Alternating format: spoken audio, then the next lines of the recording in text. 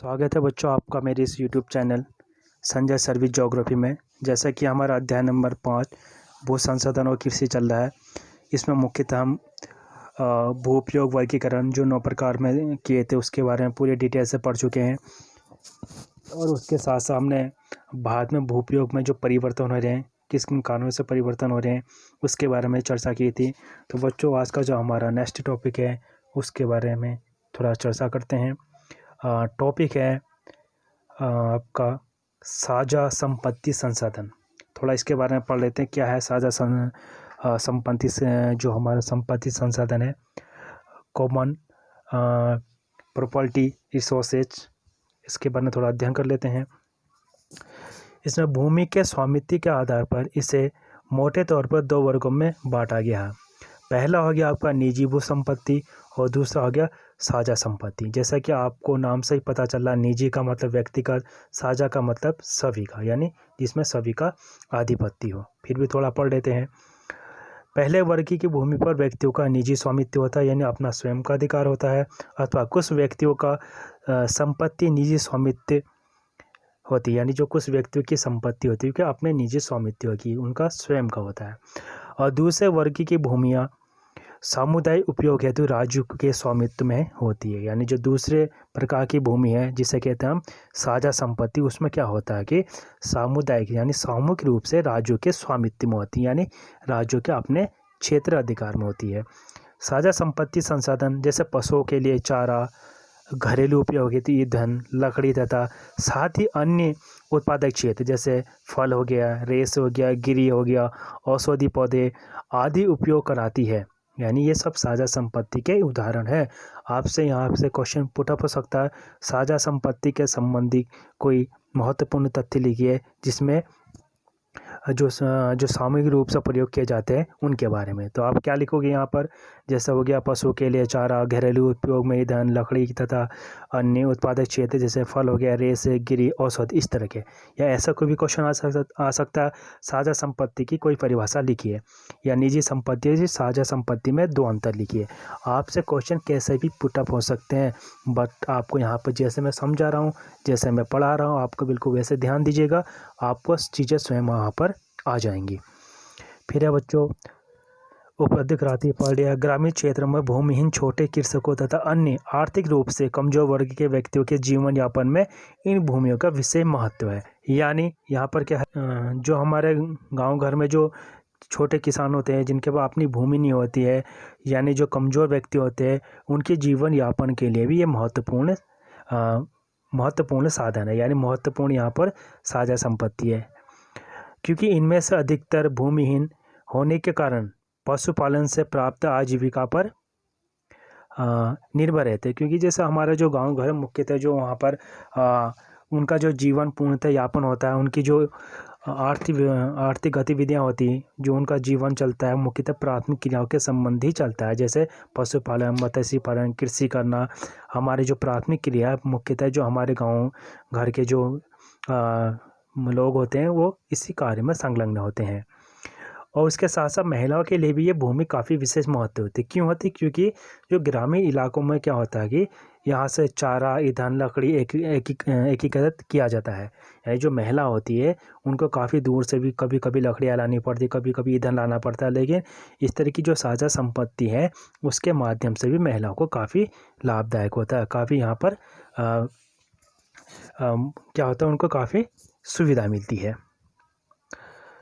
फिर भूमियों में कमी से उन्हें चारे तथा ईंधन की तलाश में दूर दूर भटकना पड़ता है। जैसे एक आपको समझा चुका हूँ, अगर भूमि नहीं होगी तो उसकी कमी से क्या होगा कि महिलाओं को ईंधन के लिए, चारा के लिए या पानी के लिए काफ़ी दूर दूर तक भटकना पड़ता है। फिर है साझा संपत्ति संसाधनों को सामुदायिक प्राकृतिक संसाधन भी कहा जाता है। वही सामुदायिक प्राकृतिक संसाधन जिसमें सबका अपना आधिपत्य हो, जहाँ सभी सदस्यों को इसके उपयोग का अधिकार होता है तथा किसी विशेष की संपत्ति अधिकार ना होकर सभी सदस्यों के कुछ विशेष कर्तव्य भी होते हैं, अपने क्या ड्यूटीज भी होती है।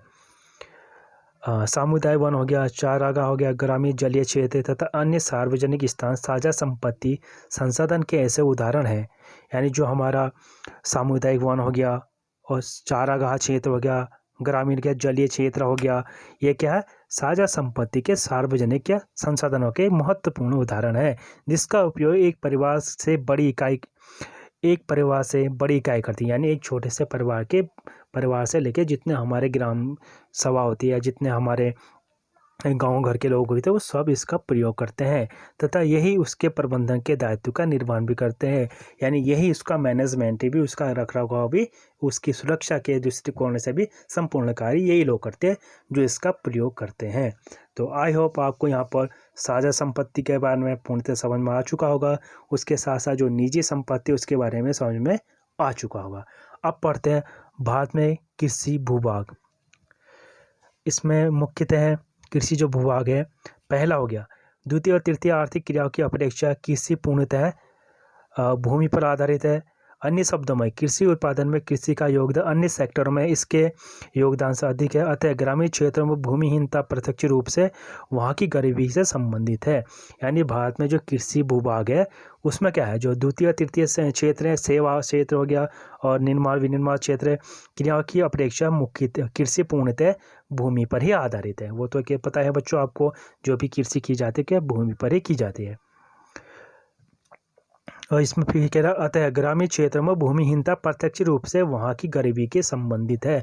यानी ग्रामीण क्षेत्र में क्या है, जो जिसके पास भूमि नहीं है उनका जो प्रत्यक्ष रूप से जो गरीबी है जो हमें दिखती है वो क्या है, भूमि का अभाव होना। क्योंकि जो हमारा ग्रामीण इलाका है वो पूर्णतः प्राथमिक क्रियाओं पर, प्राइमरी एक्टिविटीज़ पर ही क्या होता है, पूर्णतः संबंध उसी से पूर्णतः निर्भर होता है।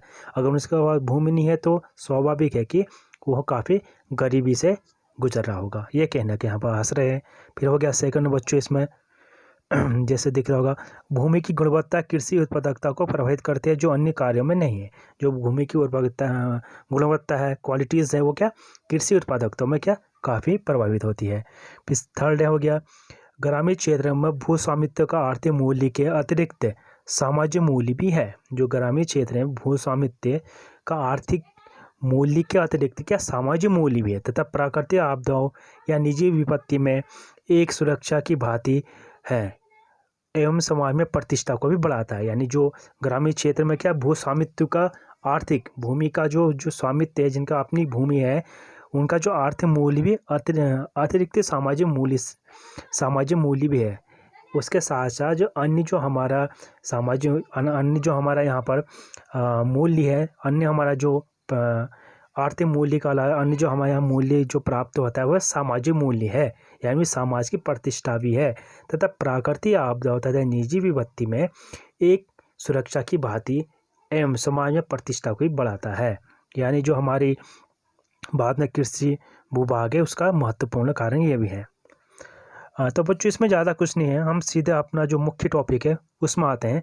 बस इसमें आपको जो चीज़ पढ़ना है साझा संपत्ति संसाधन इसके बारे में पढ़ना है। भारत में कृषि भूभाग भू उपयोग तो आप स्वयं ही लिख भी लेंगे, इसमें ज़्यादा इतना कठिन भी नहीं है और इतना ज़्यादा इसमें पढ़ने की ज़रूरत भी नहीं है। तो हम मुख्य देखते हैं इसमें जो आज की हमारी हेडिंग है। थोड़े से मैंने एक हाईलाइट किया बच्चों, थोड़ा इसको समझना, लेकिन मैं इसको भी एक सूत्र के माध्यम से बहुत डिटेल में समझाऊँगा।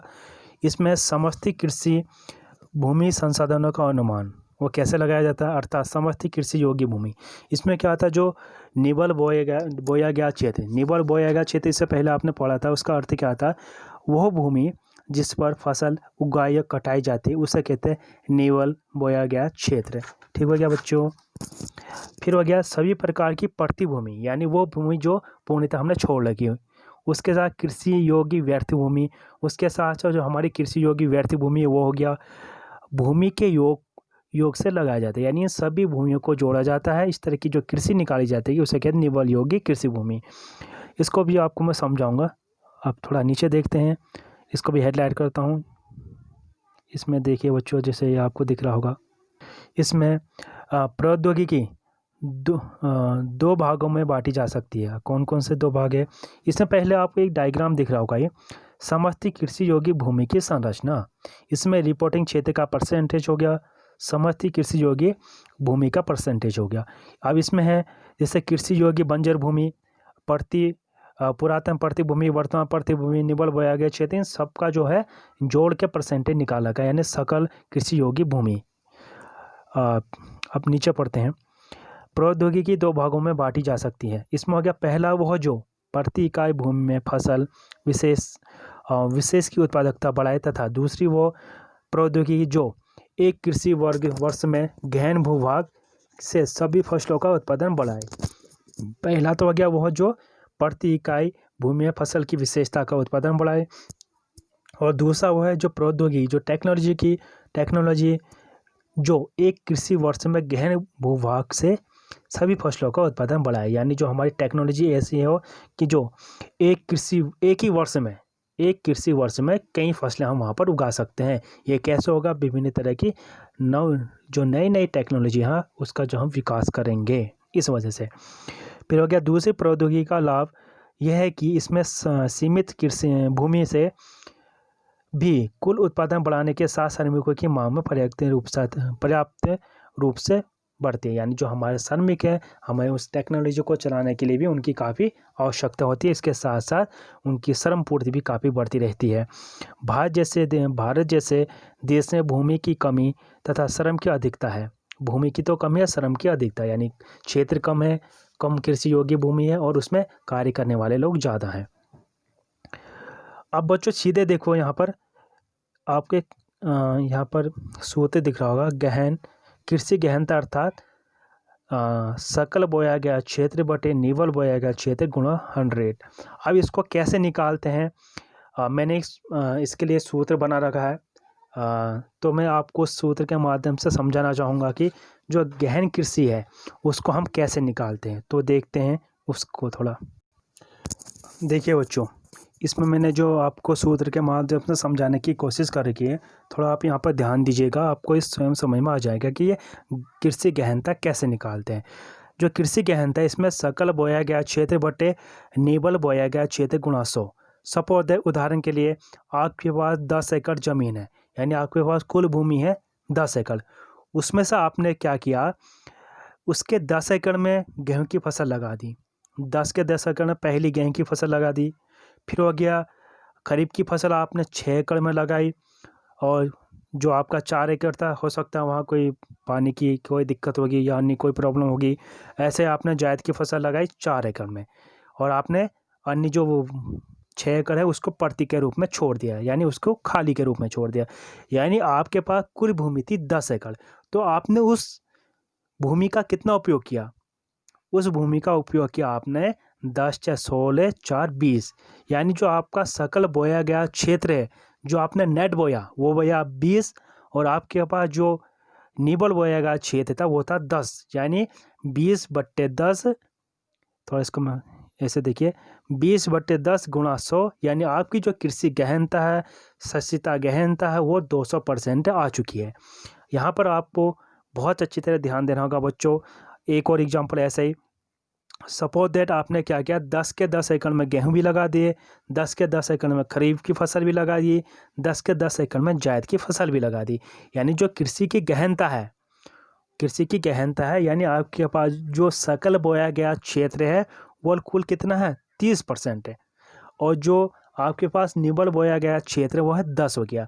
यानी अगर हम इस पूरे सूत्र के अकॉर्डिंग इसको निकालें तो आपके पास जो कृषि की गहनता वो 300% है।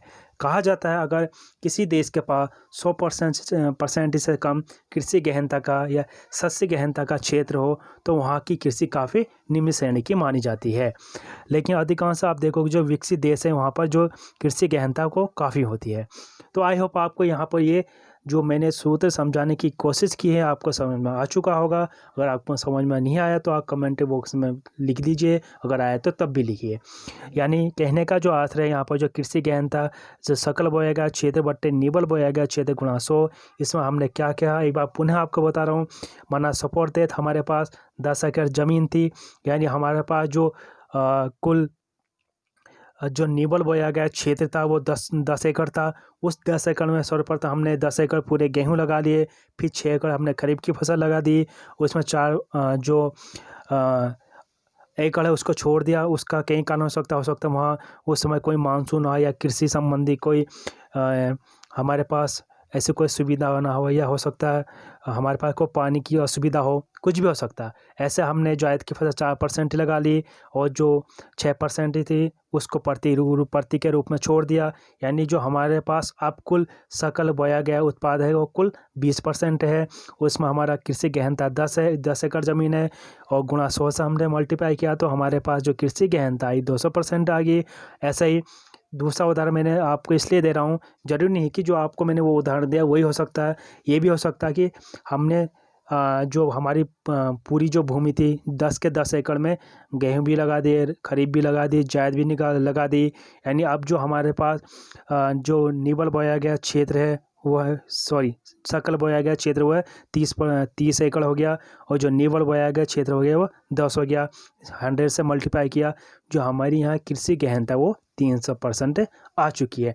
इसे कहते हैं कृषि गहनता, यानी इसको ऐसे निकाला जाता है। आई होप आपको यहाँ पर अब ये समझ में आ चुका। तो बच्चों ये था आज हमारा जो टॉपिक था साझा संपत्ति, और उसके साथ साथ हमने ये भी जाना था कृषि योग्य जो गहनता भूमि है उसका कैसे हम अध्ययन करते हैं, कैसे निकालते हैं। तो उम्मीद करता हूँ कि आपको यहाँ पर चीज़ें समझ में आ चुकी होंगी। तो अब जो हमारा नेक्स्ट टॉपिक है बहुत ही इम्पोर्टेंट टॉपिक है, भारत में फसल ऋतुएँ, कौन कौन सी फसल ऋतुएँ हैं। अब उसकी मैं एक सेपरेट वीडियो बनाऊँगा, क्योंकि वो बहुत ही लंबी वीडियो जा सकती है अगर मैं इसमें बनाऊँगा तो यहाँ पर चीज़ें आपको फिर शॉर्ट हो सकता है। इसलिए मैं ये नहीं चाहता कि मैं चीज़ें आपको जो चीज़ बताऊँ वो शॉर्ट के रूप में बताऊँ, आपको संक्षिप्त रूप में बताऊँ, ऐसा नहीं, ताकि मेरा जो यहाँ का मुख्य उद्देश्य है अधिक से अधिक समझाना, ठीक, चाहे वो वीडियो कितनी भी लंबी हो, ताकि आने वाले समय में आने वाले जो आप पेपर दोगे उसमें आपको कहीं से भी कोई दिक्कत ना आए। इसलिए जो मेरी एक टॉपिक के वीडियो हो 4 5 बन रहे हैं, अगर मैं इसको शॉर्ट में बनाना चाहूँगा तो एक ही बार में 25-30 मिनट में एक वीडियो समाप्त हो सकती है, लेकिन इसका कोई फ़ायदा नहीं है। अगर हमें पढ़ना है तो बच्चों काफ़ी गहनता से काफ़ी विस्तृत अध्ययन करना होगा, ताकि जो आने वाला समय है उसमें हमें पुनः उसी चीज़ को दोबारा रिपीटेशन ना करना पड़े, पुनः उसी चीज़ को दोबारा ना पढ़ना पड़े। इस वजह से एक बार मेहनत कर लेंगे तो आजीवन ये हमारे काम आते रहेगी। तो बच्चों हम अब नेक्स्ट टॉपिक देखते हैं, भारत में फसल ऋतुएँ। तो आज के इस टॉपिक के लिए थैंक्स।